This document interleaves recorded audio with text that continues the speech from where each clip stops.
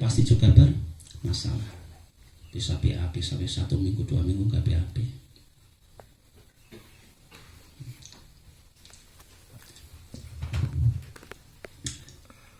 Untuk penanganan secara fisik itu kita biasanya, saya pribadi biasanya jarang sekali pakai refleksi ya, karena saya memang kurang mendalami sekali refleksi, bisa tapi kurang mendalami. Saya lebih pakai ke totok punggung. Kenapa saya pakai dominasi pakai totok punggung?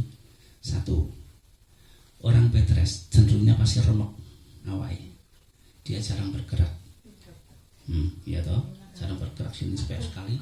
Tapi ketika kita totok punggung itu nanti efeknya lebih cepat insya Allah. Tapi setiap orang punya keadaan masing-masing.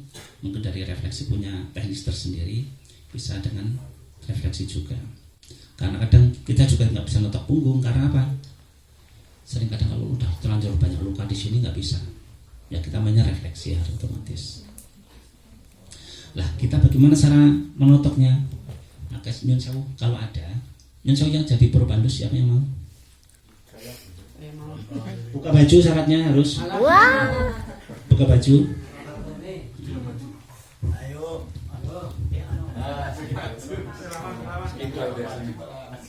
Ada itu spidol.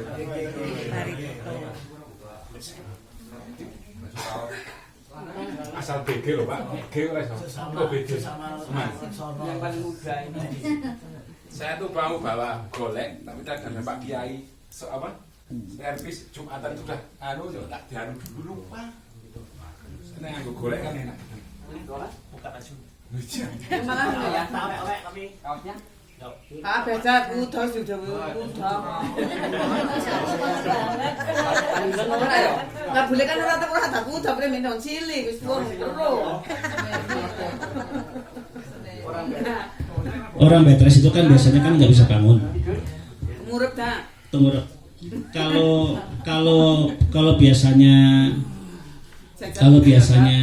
dia itu nggak bisa tengkurap, posisinya bisa nanti bisa dimiringkan atau bisa didudukkan, tapi harus ada yang menjaga. Cuma kalau yang jenisnya kayak kedopok pisang itu yang kaku, ya udah paling kayak geluntung-geluntung kayak gitu. Ini untuk yang pengurus coba di shooting dulu nanti dia. Duduk aja Mas, biar kelihatan. Ini kan cuma teknik. Ada kesana aja Mas. Silau lagi, artinya panas. Silau. Arpidul. Pak, sampai kita dulu di shooting lah ketemu. Ngarepe kan tak sih. Ya ora nek sing. Ya tunggu. Ini udah masalah udahan. Tunggu.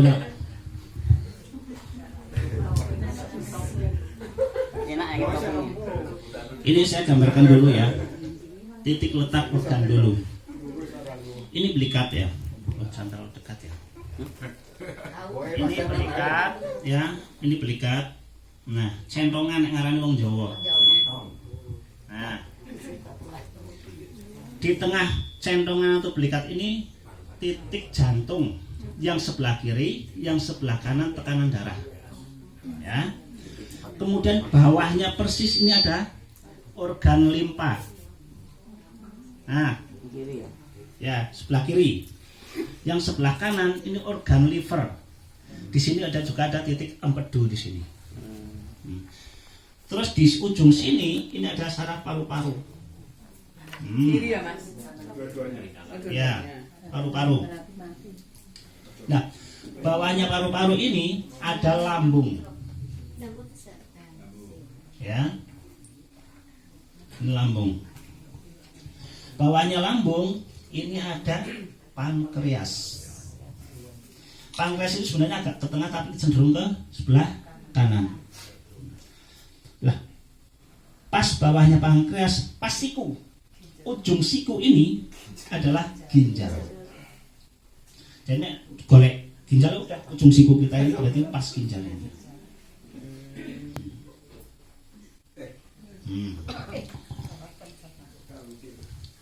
Lah teknisnya bagaimana? Nanti kita fokus aja daerah sini. Ini limpa, ini liver, ini lambung, ini ginjal. Kalau orang limpa livernya lemah, ginjalnya pasti lemah, pankreasnya pasti kena. Itu udah pasti. Kalau ini kena, kira-kira lambungnya kena enggak? Pasti kena. Limpa liver hubungan secara emosional apa? Marah. Marah. Ginjal apa? Takut. Cemas. Cemas artinya kemana? Lambung. Orangnya egois enggak? Pankreas kena. Jadi sakit tubuh seseorang penyebabnya apa? Pikiran. Nah, psiko itu dokter medik dulu Pak ya. Ternyata kalau kita terapkan ke sini ternyata luar biasa. Perbaiki emosional dulu dengan cara ruqyah. Tenang, jiwanya tenang, hatinya tenang, pikirannya tenang.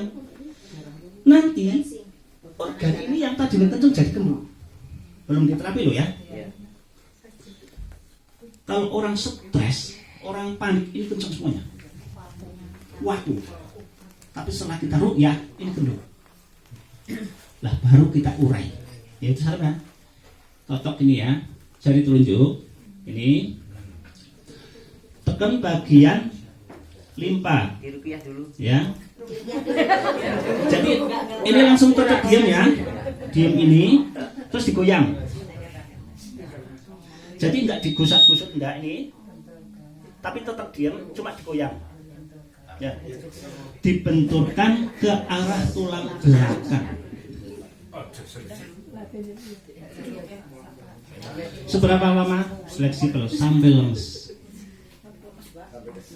Kemudian dilanjut ke bagian livernya.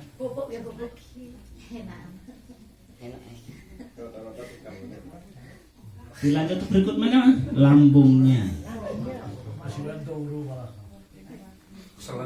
Lambung kanan kiri ya. Terus ginjal. Ini ginjal juga fungsinya beda. Ginjal kiri untuk apa? Ginjal kanan untuk apa? Ginjal kiri itu sifatnya mendinginkan. Kalau ginjal kanan itu sifatnya menghangatkan. Kalau orang terlalu banyak air, maka kerja ginjal kanan itu yang akan menghangatkan, ngompori. Kebalikannya, kalau ini terlalu panas badannya, kurang air, ini berusaha mendinginkan. Cuma kalau yang buat mendinginkan nggak ada, ya kisut. Kembali, bukan banyak minum, tapi sering minum. Beda ya? Ya. Nek banyak minum, jangan satu botol blok. Hati-hati ya. 5 liter tok dari. Sekali minum banyak, tidak ada jeda. Itu melemahkan fungsi limpa dan liver, menaikkan asam lambung, dan fatal karena terjadi benturan oksigen yang harusnya keluar tidak bisa keluar. Tapi sering minum 3 teguk istirahat, 3 teguk istirahat. Ini rutin saja lakukan itu. Insya Allah dalam 3 kali terapi nanti progresnya pasti luar biasa. Mungkin dari saya itu teman itu aja, lainnya mungkin Pak Indro. Masih dilanjut ini aja dulu. 3 kali terapi itu dalam jangka waktu berapa? Oh ya, Sering minum jumlahnya memenuhi syarat. setelah topung itu nanti ada masa healing crisis biasanya. Masa healing crisis ini sekitar 2-3 hari. Nah hari yang keempat nanti bisa dilanjut lagi. Terapi lagi. Kalau memang ternyata tiap hari nggak pernah ada healing crisis, ya udah hajar terus aja tiap hari, nggak masalah, aman, insya Allah. Monggo Pak Indro. Terima kasih. Terima kasih. Assalamualaikum warahmatullahi wabarakatuh. Saya mohon maaf ini sebelumnya. Ini ada anggota baru yang hadir nggak hari ini? Ada. Coba tunjuk jari dulu, biar kenal saya. Maksudnya kalau tanya di grup terus saya di WA, saya bingung sinten niku lho ngoten niku nggih. Jadi sebelum ini tak lanjut sama Pak Gun tak lanjut, apabila panjenengan membutuhkan sesuatu, bukan sumur yang mencari ember, tapi ember yang mencari sumur. Saya butuh Pak Sugiman, pasti akan saya datang. bukan Pak Sogiman yang tak suruh datang. Setuju nggak Pak? Nggih? Karena ilmu kita itu ilmu bayar sebenarnya, dan ini ilmu prabayar adalah sedekah sehat untuk setiap anggota Perhatra yang aktif. Ngaten nggih? Dan kalau memang ini nanti berkelanjutan, mohon izin Pak Ketua, nanti bikin pelatihan aja khusus anggota Perhatra yang berbayar, yang kira-kira mampu, dan nanti kita susun sessionnya. Karena untuk semuanya adalah yang paling berat adalah pasien stroke bed rest. Okay? Tidak semuanya orang bisa dan tidak semuanya bisa merapikan. Ngaten nggih? Ini berlanjut karena tadi sessionnya sudah di dalam titik-titik ini. Saya akan ulang dari bagaimana sih mendiagnosa pasien ini bersih atau tidak. Okay? Pak Fakrul, balik kanan dulu, balik badan. Oke, balik badan dulu, adep ke atas saja. Hari ini tidak ada teknik pemijatan atau teknik, ini adalah teknik diagnosa dulu. Tadi sudah ada topung, kalau di saya adanya lusebu, palu sendok tebu, fungsinya juga sama untuk melancarkan peredaran darah, memberikan organ-organ biar hidup. Ngoten nggih? Yang pertama yang dilakukan adalah diagnosa jenengan. Dan jenengan harus ini kalau mau dicontoh. Yang Perhatra yang sudah ke rumah saya atau sudah terapi di saya adalah saya sudah bilang, Pak Indro tidak bisa menyembuhkan. Jenengan jujur dulu. Pak Indro atau saya tidak bisa menyembuhkan. Yang bisa menyembuhkan hanya Allah. Saya media penyembuhan. Panjenengan berjuang sehat, saya berjuang menyehatkan. Jadi nek nerapi orang mari, kudu salah dewe. Saya udah ngomong, saya tidak bisa menyembuhkan. Ngoten nggih?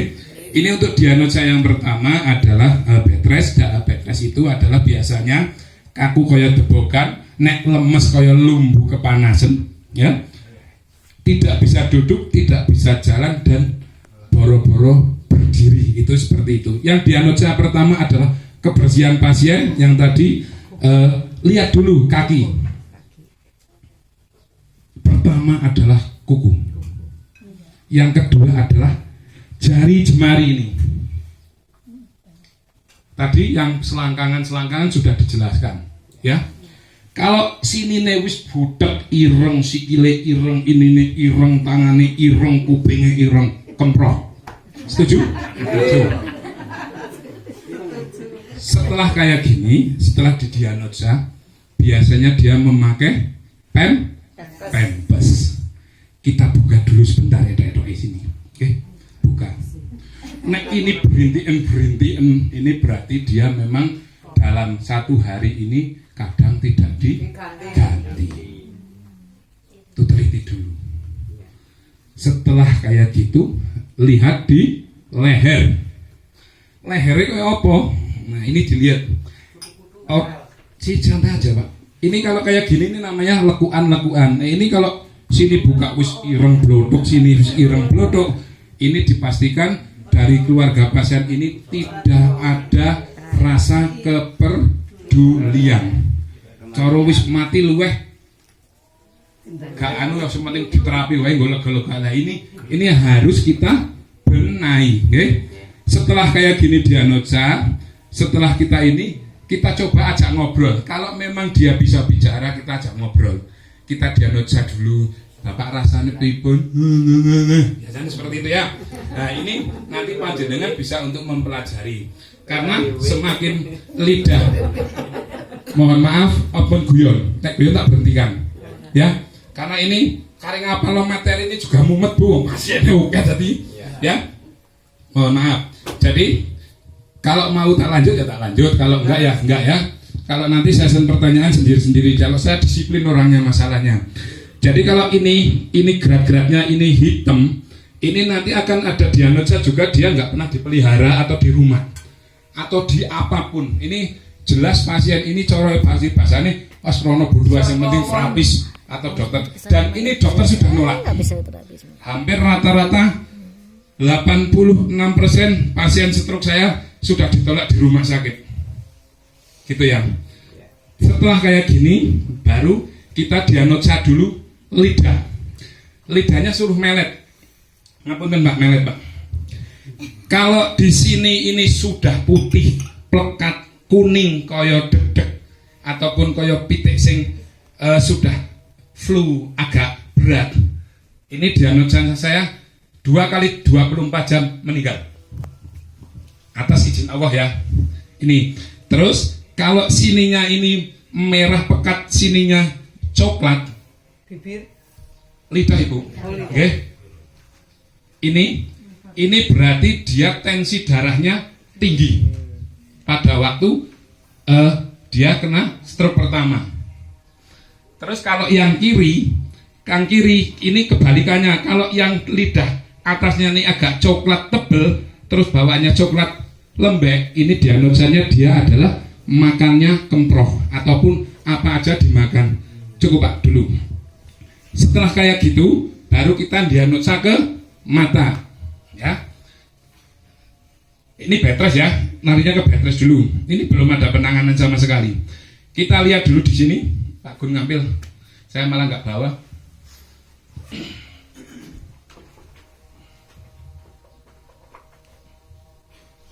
Ini apabila panjenengan dijalui tolong tonggo teparu memastikan A1MD. MD adalah kode di dalam relawan atau di rumah sakit adalah meninggal dunia. Itu dipastikan. Untuk memastikan bagaimana adalah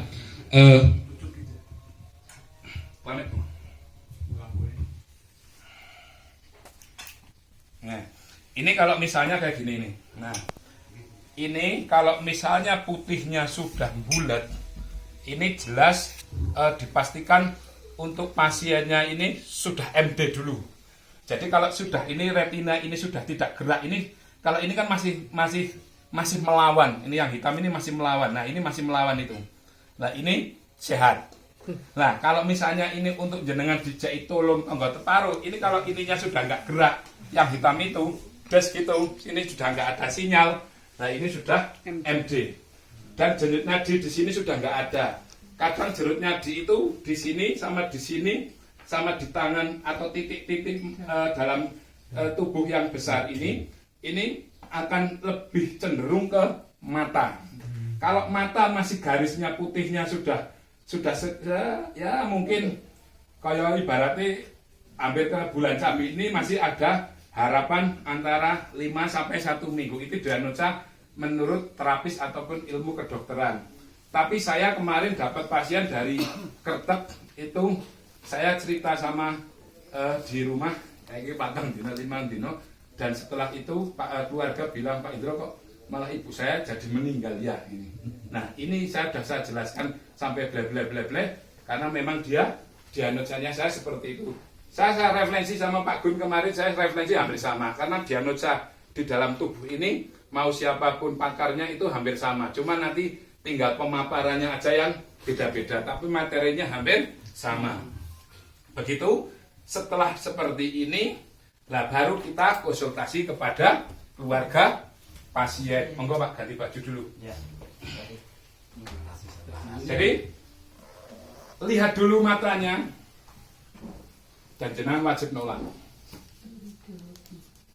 Saya ke mau bayar Pak, ora usah wedi bayar, ora usah wedi nggak laku, daripada sampean beresiko, okay? Karena ini larinya ke pasien stres ataupun stroke stadium 4 kalau di tempat saya. Setelah seperti itu, bagaimana kita sudah cukup. Setelah itu, bagaimana kita akan menggalikan informasi sedetil mungkin. Sebelum